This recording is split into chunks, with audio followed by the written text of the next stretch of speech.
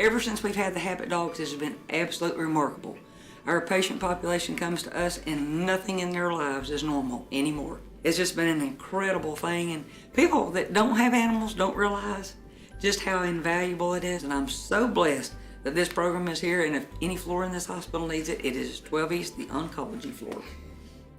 I'm watching them as they're going in. They're asking them if they'd like to see the dogs, and I usually see them say, "Oh yeah, bring them on in here, they're so cute." Yeah, I think it makes a big difference, you know, spiritually, I think too, you know, gives them hope.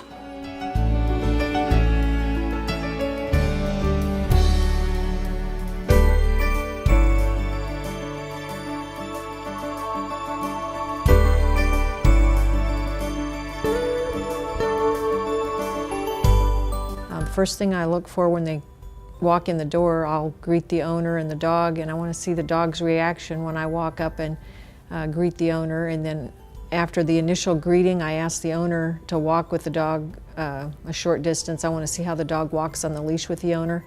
I just ask the owner to do a few things. So I'll ask them to press down on the top of the dog's head, press down on their muzzle, look in their ear, check their teeth, handle a foot, hold their face and stare at them, and give them a hug.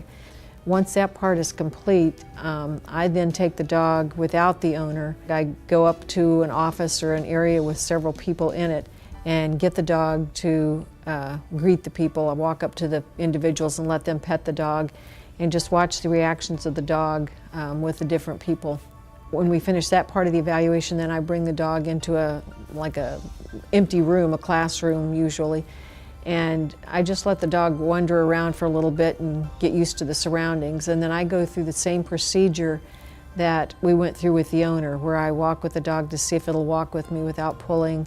I have them sit and do the pressure, downward pressure on the head and the muzzle, check the ear again, the teeth, handle the foot, hold them.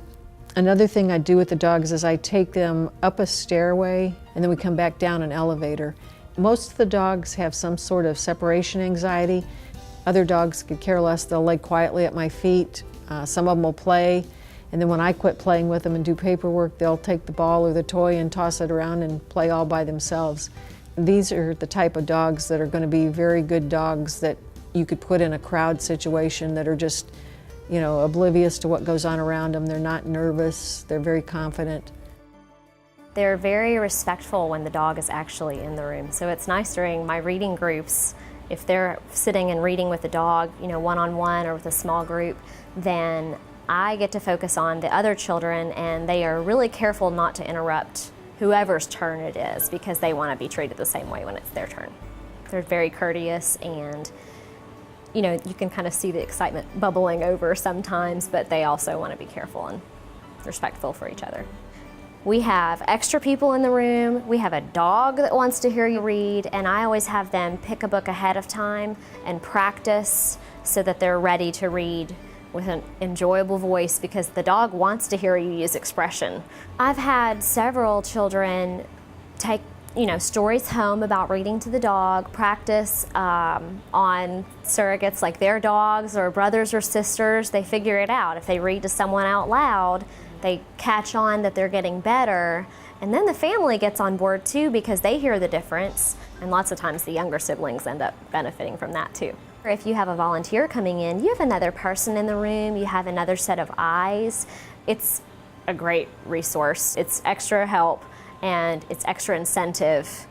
I think for the teacher, I've had a very positive experience, and I hope if people are at the meeting and trying to decide if they want to volunteer with their dog, that they'll at least come and observe and see what it's like. One of the first things I ask a new student standing in my doorway scared to enter, you know, for the first time is, do you like dogs? And usually the answer is, you know, an emphatic yes. And then I'm able to tell the parents right there, I'm going to send home a permission slip so that they can read with our habit dog that comes once a week. And I have some pictures I can show you. And it's just a really easy welcome in. And it also gives them something to talk about with the other students in the classroom. And it's just an easy way to get them in and get them talking. The dogs that are a little more shy, you know, you're going to recommend those dogs for more like a nursing home situation where they're greeting an individual one-on-one. Come here, baby. She's ready to go to work, Ronnie. She's not even going to wait for you to tell her. Now, can you lift this arm? No, But you can a little bit. I can just a hand. I can move a hand. All right. Okay, Ronnie, you're doing good now. You're letting it go right in front of you. That's wonderful.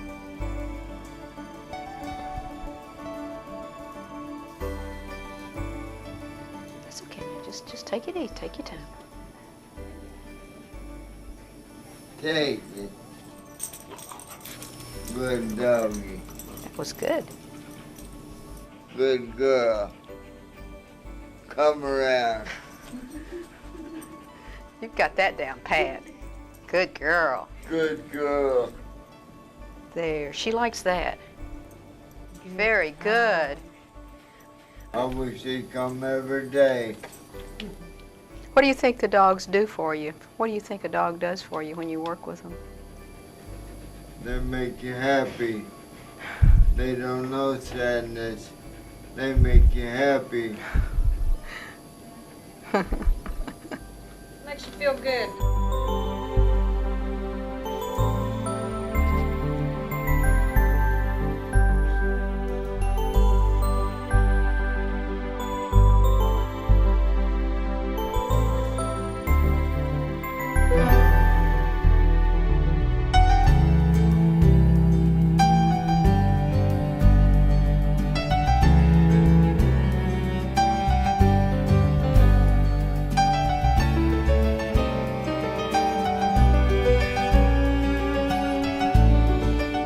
I am Aiden's chauffeur. My job is to get Aiden where he needs to go, and we visit at Children's Hospital, and we basically go in and give people some smiles for the day. So Wednesdays are by far our favorite day of the week. If I tell him it's a work day, he gets very excited and will stare at me until we leave the house. So I can't tell him too early, but he's very excited to come, and when he gets here, he just kind of sinks into his routine, and he goes from room to room, visits all the kids, gets brushed, gets petted. We do have a bath, usually the day before, and we do get brushed the morning of. He knows even before I tell him, I think, because he'll come in and look at me and kind of give me that questioning look, like, are we going to visit today? And if I tell him it's a work day, he knows. He is a different dog when he's got his scarf on. He listens more, he takes cues from me, and he knows that he's out, quote, working, and his job is to go visit people and get loved on, and he does a very good job of that. So I just felt so fortunate when we realized on our unit that we were going to be a part of the Habit program. I found out immediately the effect that a dog on the unit can have on most of our kids and families. 99 times out of 100, the child's mood just completely flips. They're more calm, they're more at ease, they're just genuinely happy to see the dog and the owner, and it's just amazing how the environment is different when we have a dog on the unit. And it's neat how a lot of times the kids are just so genuinely surprised to see a dog they don't expect to come to a hospital or a doctor's office visit and be able to interact with an amazing dog that maybe if they've never been here before, they certainly weren't expecting.